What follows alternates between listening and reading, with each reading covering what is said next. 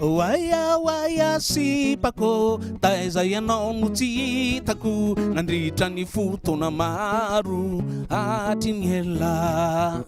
Waya ditrako zao sy le sipako niaraka ny tositosy tany ankororosy andao ary kilalao no natao rehefa mba maninanao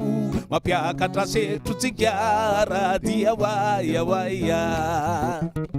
kilalao no natao rehefa mba maninanao mampiakatra setro tsigara dia waya waya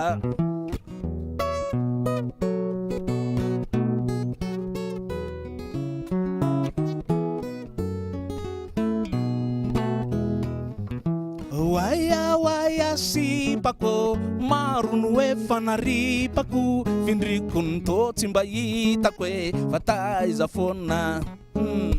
Waya izato izy misangy lalaonankizy mianatra milangalanga ny anaty apanga andao are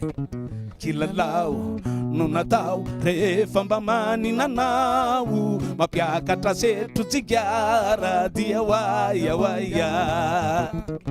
kilalao no natao rehefa mba maninanao mampiakatra setro tsigara dia waya waya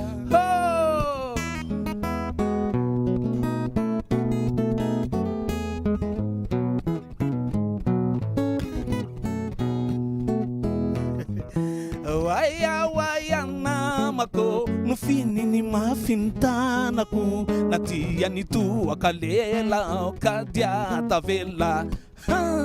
Waya sipako taiza ianao no tsy hitako nandritra ny fotona maro atiny ela andao